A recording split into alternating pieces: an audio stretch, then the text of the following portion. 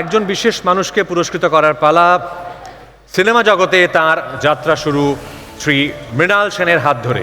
তিনি অভিনয় করেছেন সত্যজিৎ রায়ের ছবিতেও, কাজ করেছেন উত্তম কুমারের সঙ্গে, সুচিত্রা সেনের বিপরীতে অবতীর্ণ হয়েছেন নায়কের ভূমিকায়।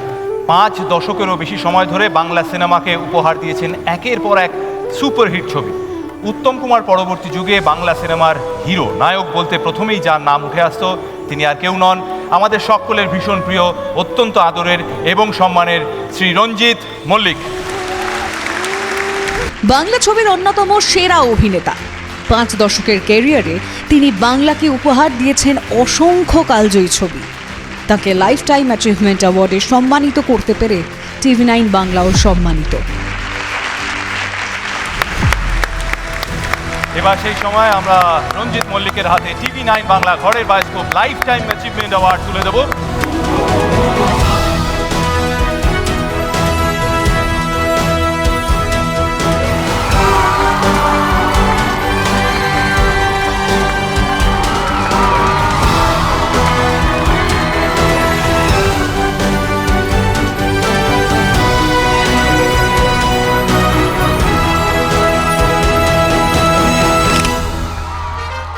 আমরা অনুরোধ করব কোয়েলকে এবং দীপা কাকিমাকেও মঞ্চে আসার জন্য। লেটাস টক ঝাল মিষ্টি, এবারে ওটিটির সঙ্গে শুভ দৃষ্টি, আছে টেলিভিশনের কত মিস্ট্রি, একটু হ্যাপি হ্যাপি উত্তেজনা সৃষ্টি।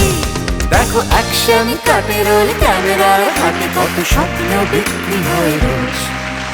লা লা লা লা, লা লা লা লা, আমরা অবশ্যই রঞ্জিত কাকুর কাছ থেকে কিছু শুনতে চাইবো, তবে তার আগে এই মঞ্চে এরকম একজন মানুষ উপস্থিত আছেন যিনি বোধহয় রেকর্ড করেছেন রঞ্জিত কাকুর সঙ্গে সর্বাধিক ছবি একসঙ্গে। সেটাই আমরা দেখলাম, আমরা যে এইপি চালালাম সেখানেও তিনি বহুবার এসেছেন এবং তিনি এই মুহূর্তে মঞ্চেও আছেন এবং প্রচন্ড মারও খেয়েছেন। এবং আমরা একবারও জিজ্ঞাসা করব না যে ওই বেল্ট এবং তার যে ইত্যাদি প্রভৃতি সেটা কেমন লেগেছে, বাট বুম্বাদা আগে তোমার কাছ থেকে জানতে চাইবো, তারপর অবশ্যই আমরা আসবো রঞ্জিত কাকুর কাছে। আমি বেশি কিছু বলবো না, কারণ আমি একটু আগে দেখলাম যে মানুষটা আমার পাশে দাঁড়িয়ে আছেন।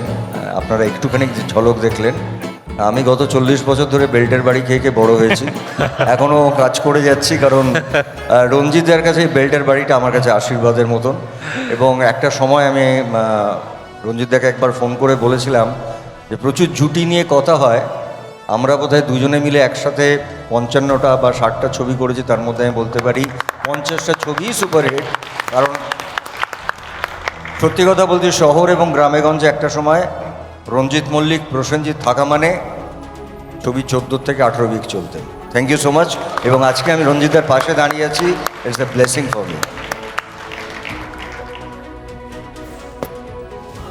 আমার ছোট ভাই, অনেক দিন একসঙ্গে কাজ করি, এরকম ভালো ছেলে আর এরকম ইন্ডাস্ট্রির জন্য ভাবে, এরকম আমি কখনো পাইনি, দেখিনি। যেরকম টেকনিশিয়ানসের কথা ভাবে, অ্যাক্টার অ্যাক্ট্রেসের কথা ভাবে, সাংঘাতিক রকম এইটা। হ্যাঁ, আর বেচারাকে আমার সত্যি মানে খুব মারধর করেছি, এটা ঠিক কথা।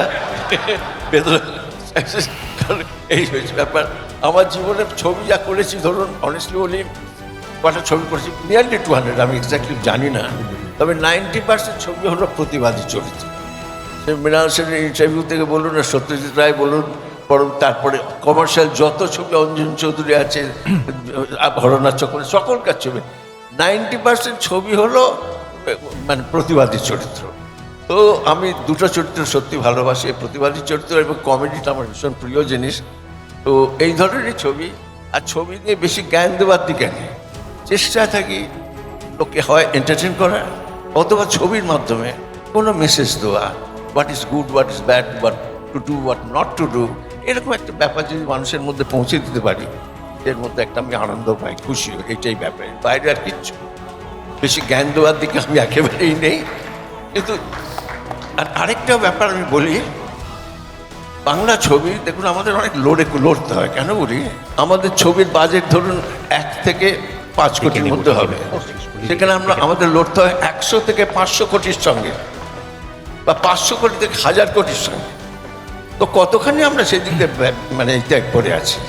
তো সুতরাং যেহেতু জানি যে কোনো অবস্থাতে বম্বে যে বাজেটের ছবি হয় বা সাউথের যে বাজেটের ছবি হয়, কোনো জন্মই দিকে পৌঁছতে পারবো না।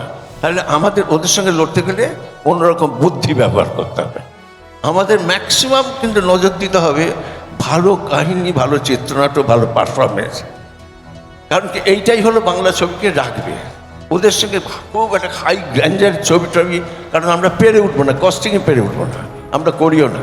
এখন বাংলা ছবি যদি রামায়ণ মহাভারত করতে যায় সেটা হবে না, কোনো দিনই হবে না। অত খরচা করে বাংলা ছবি করা যায় না। যদিও একটা জায়গা আছে, প্রডিউসার ডিস্ট্রিবিউটারে যদি ভাবেন, এই যে একটু আগে অপর্ণা সেন বললেন যে পৃথিবীতে 5th or 6th height spoken language in the world, এত কোটি, 22 কোটি 24 কোটি যদি বাঙালি থাকে, তাহলে আমরা তো সেভাবে ছবি বানাতে পারি হাই ভেঙে। সেইটা নিয়ে প্রডিউসার ডিস্ট্রিবিউটার ভাবা উচিত। যাকে আপনি এখানে আসতে পেরেছেন, আপনার শহরকে আমি অনেক শুভেচ্ছা জানাচ্ছি, ধন্যবাদ জানাচ্ছি। নতুন বছর আসছে, আপনারা সবাই ভালো থাকবেন। নমস্কার। এই মুহূর্তে টিভি 9 বাংলা ঘরের বায়োস্কোপের মঞ্চে একটা অদ্ভুত মুহূর্ত তৈরি হয়েছে, এবং এই মুহূর্তটা আমরা যদি ফ্রেমবন্দি না করে রাখি তাহলে মনে হয় না ভবিষ্যৎ প্রজন্ম আমাদের ক্ষমা করবে। এই যে চাঁদের হাট, সেটা এখানে এভাবেই থাক। আমি তার সঙ্গে সঙ্গে মঞ্চে যারা এই মুহূর্তে দর্শক আসনে আছেন তাদেরও কয়েকজনকে একটু মঞ্চে ডেকে নেবো। সৃজিত মুখোপাধ্যায়, আপনি যদি একটু মঞ্চে আসেন। রুক্মিণী মৈত্র, অনির্বাণ, মমদি, প্লিজ তোমরা যদি মঞ্চে আসো। পাউলি আছে, রেজওয়ান আছে, সোহিনীকে দেখতে পাচ্ছি, সুমন দাকে দেখতে পাচ্ছি, সুদেশাদিকে দেখতে পাচ্ছি, জয়দীপ দা, অর্পিতা, রুদ্র।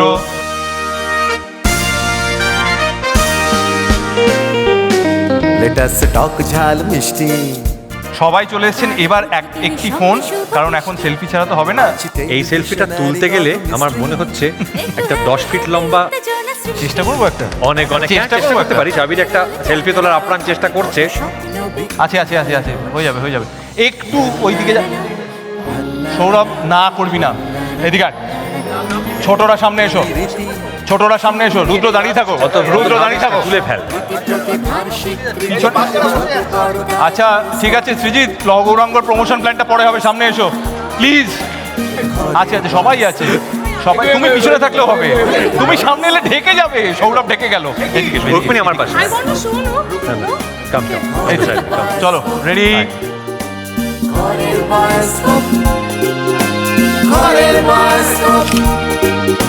ঘরের বায়োস্কোপ